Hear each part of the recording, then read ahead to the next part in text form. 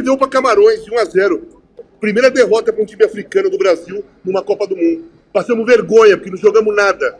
Foi feio. Conclusão que o Brasil perdeu de Camarões. É isso. Né? O Brasil foi derrotado. Imprensa de todo o Brasil desce a ripa no Tite na derrota. Falaram que é vexame, vergonha. Vamos tá vendo aqui o pessoal largando o aço. A variedade de imprensa. Pegamos aqui o pessoal da ESPN, Jovem Pan, do UOL, do Energia FM. Um monte de gente aí falando Mauro César. Vocês vão estar acompanhando, então dá aquela moral. Se inscreve no canal, botão aqui embaixo, inscreva-se, aciona o sino, amassa o like. Tá muito legal o vídeo, galera. De verdade. Vambora pro vídeo. Fala, Fábio Luciano. Muito boa noite. Bem-vindo ao Sport Center. Marcela, boa noite a você, boa noite Felipe, Zupac, boa noite a todos. Um sabor um pouco amargo, né? Nós queríamos que o Brasil vencesse, que mesmo com um time reserva ou alternativo fizesse um bom jogo. E a gente vai analisar algumas coisas boas, algumas coisas ruins. Mas se outras seleções experimentaram esse sabor, né, Marcela? A França optou em um time reserva, perdeu. A Espanha optou em poupar jogadores, perdeu. Portugal optou também em um time misto, perdeu. E hoje chegou a nossa vez, né? O Tite optou por essa escalação, vitória de Camarões, mas dentro dos chaveamentos, né? Eu acho que nada poderia ser melhor. E agora todo mundo sentiu o sabor de Copa do Mundo, mas a partir das oitavas de final que seja o nosso principal time e a gente entre com força máxima. Sabe qual era o meu pensamento, Fábio? Era agora que todo mundo já amargou essas derrotas com seus jogadores reservas, a gente vai mostrar que com o jogador reserva também dá para vencer. Eu pensei a mesma coisa. Não foi isso que aconteceu. Fala, Zupa, tudo bem? Boa noite. Boa noite, Marcela, Capita, boa noite, Felipe, fã de esportes. É esse sentimento. De fato, se o Brasil tivesse vencido a seleção camaronesa, ia dar essa sensação de que, além de ser o melhor time titular, o elenco do Brasil é de fato melhor que o elenco dos outros. Eu acho que principalmente na comparação com a França, né, que é uma seleção da mesma prateleira da seleção brasileira, que de fato usou o time reserva e acabou perdendo para a Tunísia. Agora, assim, em linhas gerais, não acho que Camarões tenha jogado melhor do que o Brasil. Eu acho que não foi um bom jogo como um todo. Camarões teve muita dificuldade para jogar. Foram 2 bolas no gol, na verdade, acho que 3 bolas no gol. Uma primeira que o Ederson faz um milagre, uma segunda que é uma defesa tranquila e a terceira que é um belíssimo gol do Aboubakar, um cabeceio perfeito. Aliás, ele mudou o time de Camarões nos 2 jogos, né? Hoje ele fez o gol da vitória contra o Brasil e contra a Sérvia ele entrou e mudou o jogo. Então, assim, acho que foi um jogo ruim, um jogo abaixo. Do ponto de vista prático, é uma derrota que não interfere em nada na seleção brasileira. Então, o time perdeu. Quer dizer que tem que estar o sinal de alerta ligado para o mata-mata? Nem tanto, porque não é o time que jogou, é o time reserva. Então, acho que não é isso. Eu acho que, para quem é supersticioso, o Brasil nunca foi campeão mundial com derrota. O Brasil não perdeu nenhum jogo em 58, 62, 70, 94. 98 foi para a final, mas perdeu da França também na final. Perdeu da Noruega na primeira fase. Aquele foi o melhor resultado tendo derrota em grupo. Exato. E, assim, eu acho que o que isso mostra? Acho que a derrota de hoje mostra 2 coisas. Primeiro, que é uma Copa do Mundo mais nivelada do que a gente estava esperando e do que a gente está acostumado a ver. São poucas as seleções que, de fato, sobraram em campo contra as outras. Em pouquíssimos jogos que, de fato, eram mais desnivelados. E eu acho que, para a seleção brasileira, o jogo de hoje mostrou que o Tite não tem ainda, de maneira certa, as respostas para o meio-campo, né? Para a lesão do Neymar e para a dúvida em quem será o camisa 8, como é que vai funcionar o meio-campo. Porque tudo que ele já testou, desde o jogo contra a Suíça até o jogo de hoje, a gente teve alguns momentos interessantes de cada opção, e só. Então, a resposta, caso ele não possa contar com o Neymar, não está clara. Ele vai ter que fazer uma escolha, mas a resposta não está clara, como parecia que estava pelo segundo tempo do jogo contra a Suíça. A gente não tem time invicto. Invicto tem, mas com 9 pontos nenhum time. Classificados com 7. Holanda, Inglaterra e Marrocos. Só esses 3 times conseguiram 2 vitórias. Também, né? Exato. E as 3 melhores campanhas, uma delas ser Marrocos, e se bobear das 3, a que melhor jogou a primeira fase foi o Marrocos. Exato. É doido Exato. isso, cara. Número curioso. Vamos colocar na tela os números dessa partida. O Brasil perdeu para Camarões 1-0 e enquanto a gente coloca esses dados, Fábio Luciano, eu quero te ouvir. Aí a gente tem o Brasil dominando percentual de posse de bola, chutes, 21,7 na meta, enquanto Camarões 7 com 3 ao gol, chances criadas, ações na área, desarmes. Aí o raio-x da partida para você, seco, Fábio Luciano, de bom fica o que dessa partida? O que você fala, opa, isso é legal pensando para frente? E o que você falou, esperava muito mais desses testes do jogo contra Camarões? Bom, de bom, Felipe, eu fico com o Martinelli. Eu acho que foi o melhor jogador da partida, o mais incisivo, aquele jogador que realmente busca a direção do gol, que tem muita velocidade. Eu acho que ele joga pelo lado esquerdo e aí tem uma concorrência gigantesca com o Vinícius. Mas se não fosse o Vinícius pela esquerda, talvez se ele jogasse pela direita, eu olharia um pouco essa opção de Rafinha ou Martinelli, se tivesse a perna direita. Então, assim, para mim ficou claro algumas coisas, Felipe. Se o Brasil estiver vencendo um jogo, por exemplo, o Antony faz muito bem. Um jogador que prende a bola, que tem jogadas de efeito, que irrita o adversário.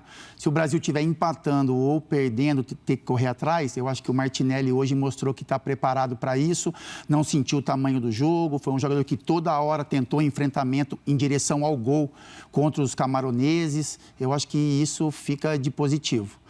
Negativo talvez a gente pode colocar, o Brasil não conseguiu achar as movimentações que talvez o Tite tenha pensado, sofreu um gol de Camarões também, uma bola aérea, que era um problema que a gente falava, o Brasil sofre alguns gols de bola aérea, mas é difícil a gente pesar a mão porque não é o time titular, né? Então, enfim, o Marquinhos estava em campo, mas na lateral esquerda, o Bremer e o Militão, que não tem entrosamento, ali foi total falta de entrosamento, então, assim, muito espaço dado na hora do cruzamento, os dois zagueiros não pensaram em se preocupar em um jogador que tenha talvez, sei lá, 1,90 m de altura, então alguém tinha que estar encostado no atacante camaronês, mas a gente, como eu disse, não dá para você pesar a mão, porque é um time realmente alternativo, poucos desses jogadores a gente pode olhar como titular para a próxima partida, por exemplo. O Bruno Guimarães, eu acho que talvez estava lutando por uma vaga, mas ele entrou, não sei se sentia um pouco mais pesado. Teve duas chances, na minha opinião, claras de gol ali, uma dentro da pequena área, que ele acaba chutando por cima. Então, eu tinha uma expectativa em cima da função do Bruno. Ele apareceu na área, mas na hora de complementar o gol não teve a mesma qualidade. E o Fred, eu acho que foi bem o tempo que teve em campo. É um jogador que tem uma maneira de jogar equilibrado, não aparece muito, erra pouco. E vamos esperar aí para ver o que o Tite está pensando para essa função aí de camisa 8, que talvez seja a maior dúvida junto com a posição do Neymar, que a gente pede a Deus aí que ele esteja em campo na segunda-feira. Estou aqui no estádio, realmente eu achei um vexame também, eu achei uma vergonha também. Acho que o time reserva do Brasil tem obrigação de ganhar de Camarões. Claro, tem aquele lado também de que perdeu na hora que podia perder. Na hora que podia perder, o Brasil perdeu. Acho importante, para botar os pés no chão, sendo bem sincero, eu achei que alguns jogadores queriam fazer muitos lances bonitinhos, tocar de calcanhar, passar a perninha por cima da bola. Eu acho que faltou um pouco para o Brasil, em alguns momentos, jogar para ganhar, jogar para vencer. É um time que, mesmo reserva, tem grandes jogadores. E eu queria chamar a atenção para alguns jogadores. Eu acho que o Martinelli foi uma grande surpresa de novo. Chamou a responsabilidade, foi para dentro, foi o jogador que mais tentou jogar. Teve o Rodrigo no primeiro tempo. Eu não entendi por que o Tite tirou o Rodrigo, porque eu achei que o Rodrigo estava buscando o jogo, estava criando jogadas. Agora, é bom que perca agora para botar os pés no chão, para ir para as oitavas de final, bem no sapatinho, porque o Brasil, se jogar o que sabe, se mantiver os pés no chão, eu acho que ainda é favorito. Agora, também acho que é vexame. Eu acho vergonha perder para Camarões, até porque Camarões... E outra, hein? O Ederson fez grandes defesas. O Ederson fez pelo menos 2 grandes defesas. Uma numa cabeçada, a queima-roupa, a outra um chute rasteiro. O Ederson foi bem no jogo. Então não é dizer que Camarões, na única chance, fez o gol. Mas acho que o Brasil ficou devendo sim. Eu não vejo como vexame, mas poderia, né, tá forçando quase, vai pro outro lado. Se a Suíça faz mais um gol, Bruno, o Brasil ia pular para um lado mais complicado, onde você tem Espanha, você tem... Ia pegar Portugal logo de Portugal, cara. Espanha, Inglaterra e França, tá tudo do outro lado, né? E aliás, se a Sérvia faz um gol, classifica Camarões. Se a Sérvia faz o gol, classifica Camarões. Se a Sérvia empatasse o jogo... E por pouco a Sérvia não fez no final, né? Eu não achei que o Brasil jogou tão mal assim não, hein? Perdeu um caminhão de gols, aliás, hein? Ah, Marcão, você tá de brincadeira. Não, mas, ô Domênico, era o time reserva. Você tem que analisar da seguinte forma. A Mas aí que tá, por que põe reserva, Marcão? Pra descansar os titulares, já tava classificado, descansar, amigão, 7 jogos da Copa do Mundo, que descansar, amiga, é Copa do Mundo isso aqui, mas pô. Tá de brincadeira. O Alex Telles Tite também foi mal. O Alexandre tá machucado, o Danilo tá machucado, o Neymar tá machucado. Aí tudo bem, você pode colocar no lugar desses caras, mas colocar todo mundo pra jogar, tá de brincadeira. Ridículo. Mas os caras se machucaram. Ridículo. Mas os caras se machucaram não foi por lesão muscular, hein? Não, mas pega não o Neymar, importa, foi uma torção. O Alex Telles hoje também aí foi uma pancada, torção na hora que ele caiu. Então, mas é o que eu tô dizendo, mano. Independente de ser muscular ou não, é um jogo em que o Brasil já estava classificado e muito provavelmente já estaria classificado em primeiro, como aconteceu. Então, pra mim, eu não vejo necessidade nenhuma de entrar com o time titular, assim como o Tite fez. Mas olha, independente... É que essa estratégia... Oi, diga, mano. Não, Sombra, que essa estratégia, cara, não foi adotada só pelo Brasil, hein? As principais seleções aí, Espanha, França... Portugal, elas colocaram Portugal. Portugal também colocou um time reserva, mano, todos eles aí colocaram times reservas e perderam também. Pegando esse embalo, mano, então o Brasil foi o último a jogar. O Brasil sabia que poderia correr o risco de perder a Copa do Mundo. Tudo bem, não vale nada. Acabou não valendo nada. Não, é uma derrota que vai... Não, perder a Copa não, perder a classificação. Até poderia, né? Até poderia perder a primeira... Não, a primeira posição poderia ter perdido. Mas um golzinho lá da Suíça complicava o Brasil. Uma baita cagada, né? Mas corre aí é o risco. pior cenário. Mas você corre o risco. Ué. Mas, ô Domênico, todas as principais seleções aí postulantes ao título, na última partida, diante do que construíram nos 2 primeiros jogos, colocaram times reservas aí e perderam. Portugal, França, Espanha.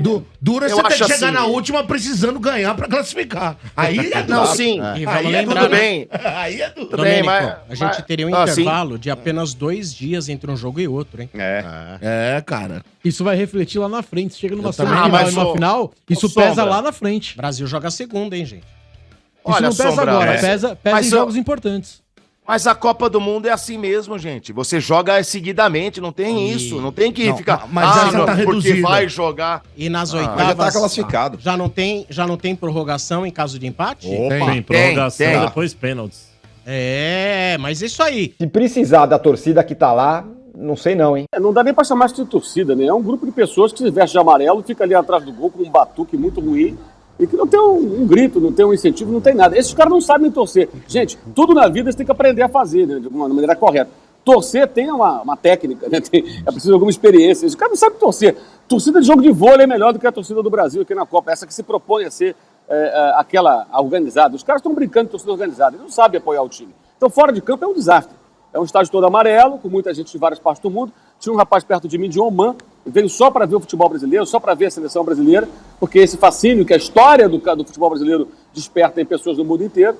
Então o rapaz veio lá de Oman, que é um país próximo aqui, mas fez uma viagem internacional, né? Saiu de Oman, veio para o Catar para ver o Brasil e viu isso aí. É uma torcida fria e um time também muito frio, com jogadores reservas que eu esperava um pouco mais no sentido de tentar mostrar para o técnico o seu valor e a possibilidade de brigar realmente por uma posição, de disputar o espaço do time nos jogos que vão valer mais do que esse, evidentemente. Esse jogo valeu, mas o Brasil já estava classificado, é diferente do que vai acontecer a partir de agora.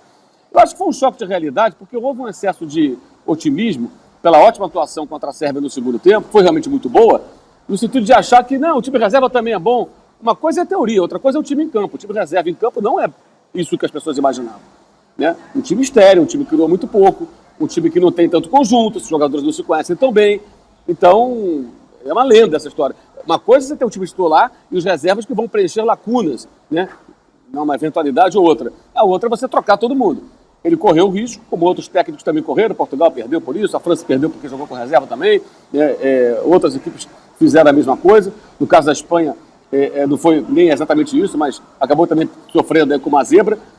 Mas acho que serve como um belo alerta. Não é essa coisa toda. O Brasil tem uma boa equipe, o Brasil pode ser campeão do mundo, mas não tem uma supremacia que foi pintada por alguns segmentos aí na mídia, na torcida, depois da partida contra a Sérvia, que foi ótima, repito, o segundo tempo muito bom, mas não é para tanto. E hoje o que a gente viu realmente foi uma atuação muito fraca, um estádio gelado, um time frio, contra Camarões, que no primeiro tempo só finalizou no final, a primeira jogada de perigo e a primeira finalização contra a meta brasileira no Mundial aconteceu depois de um drible desmoralizante sofrido pelo Daniel Alves, que sempre foi um bom marcador, agora com quase 40 anos fica mais difícil ainda para ele. e aí a jogada que resultou na defesa do Ederson. Na sequência, outra vez ele foi driblado na sequência do lance, né? E no segundo tempo também teve uma outra jogada do Cambinho em cima dele, que foi um drible desmoralizante, que resultou em mais uma finalização do time de Camarões, que no primeiro tempo só teve essa chance, no segundo virou um jogo mais aberto, como diz o nosso amigo André Rocha, briga de rua, lá e cá. O Brasil não conseguiu controlar o jogo, permitiu esse jogo de trocação durante um bom tempo, e as chances ficaram de lado a lado. Algumas mais claras, outras nem tão claras, e até que no final veio um gol numa jogada que nasce no setor onde ele tem os dois laterais esquerdos machucados. E o Marquinhos estava na marcação, né, no cruzamento, e a cabeçada, acaba a finalização acontecendo no meio dos dois zagueiros. Os dois zagueiros. Ele entra para cabecear no meio dos dois zagueiros, ou seja, problemas que aconteceram, que são reflexos de uma defesa toda remendada também, né? Marquinhos de lateral, os zagueiros que mal se conhecem. O Brenner Paul jogou para a seleção e veio para a Copa do Mundo. Ele não tem um conjunto com o Militão, não tem tempo de jogo, de campo com esse companheiro de zaga. Então, o resultado foi esse, um lateral direito de quase 40 anos. Então essa é a defesa do Brasil no final do jogo. E aí veio o castigo, poderia ser um gol do Brasil, poderia ser um gol de Camarões, poderia ser 0-0, o jogo estava totalmente aberto naquele momento. Aliás, durante praticamente todo o segundo tempo. Eu acho que vale como um belo de um alerta para que não haja esse otimismo exagerado por parte dos jogadores, da comissão técnica, e entender que essa Copa do Mundo é uma Copa do Mundo que até aqui tem sido realmente marcada por resultados expressivos e surpreendentes e por equipes mais fracas que não se entregam, né? Equipes que lutam até o final. Foi o caso hoje de Camarões. Lutou até o final, como a Coreia mais cedo lutou até o final, como o Japão ontem também, e vão conseguindo fazer aí brilho nessa Copa do Mundo.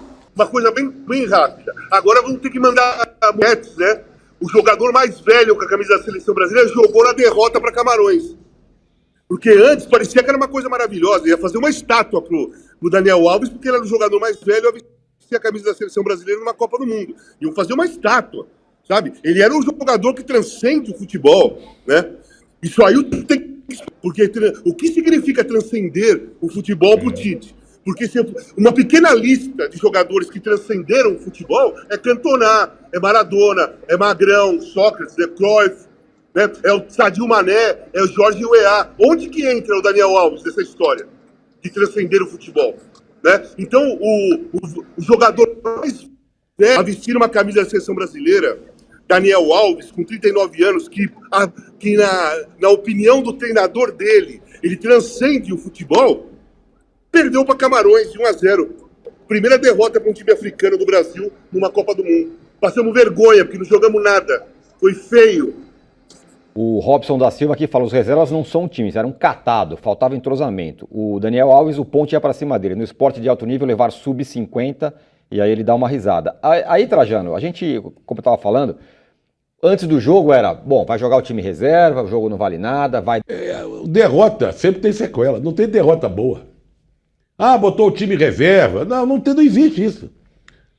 Os exemplos citados pelo Casagrande são verdadeiros. Perfeito. Quer dizer, a França já começou a ter problema interno. Aliás, a França adora um problema interno, mas começou a agravar os problemas internos, né? Portugal, o Fernando Santos, que já é um técnico sempre discutido, deve estar sendo mais discutido ainda, né? Todos os times que botaram reservas e foram derrotados, e a própria Espanha que tirou o pé, está vivendo. Então a seleção brasileira, que, vamos dizer, depois de passar o primeiro jogo, depois de passar o segundo jogo, poderia ir para as oitavas de final com uma certa tranquilidade, mesmo com machucado aqui, o Neymar fora, o outro não sei o quê, mas estão se recuperando. Não. Agora o Tite vai ter que se explicar nessa coletiva. Tem jogadores que nunca jogaram com outro e decepcionaram, mas talvez não seja nem culpa deles, né? Conclusão que o Brasil perdeu de Camarões. É isso. Né? O Brasil foi derrotado e se for campeão do mundo, será a primeira vez que vai ser derrotado sendo campeão do mundo. Não é? E a história vai registrar Camarões 1, Brasil 0. E outra coisa, e correu um sério risco de não ser o primeiro, até a última gota. Uhum. Ficou aquela frição, será que vai dar se a Suíça fizer mais um gol? Quem podia imaginar isso aí? Então aquele ambiente, e essa coisa que ele falou do Daniel Alves, que transcende o futebol, é inacreditável. Uhum. Inacreditável. Então, o Brasil, que navegava em águas tranquilas, vai para a oitava de final contra a Coreia. Eu já não vejo mais como favoritaço, não. Rapaziada, a realidade é essa. O Brasil perdeu para Camarões, O Vinícius Júnior é imprescindível pro time do Brasil. E Gabriel Jesus no ataque do Brasil não dá mais. E o Bruno Guimarães atrapalhou o tempo todo o Pedro e aquela coisa toda, meu parceiro. E, cara, tá certo o Mauro, tá certo o Trajano, na minha opinião. Tá certo o Casagrande. Esse debate é legal, né? Eu pegando a ESPN, pega a Jovem Pan, pega a Energia FM, que cada um, você vê que a ESPN passa um pouquinho de pano ali pra seleção, né? Aí já vai ali pro pilhado, já largando um pouco o aço, aí já aumenta, largando o aço na Energia FM, aqui no UOL também o pessoal largando o aço. Você vê como tem essa variedade de opinião e eu gosto de juntar isso tudo e trazer aqui pra vocês. Meu querido, dá aquela força, se inscreve no canal, botão aqui embaixo, aciona o sino, amassa o like, tamo juntão, saudações rubro-negras.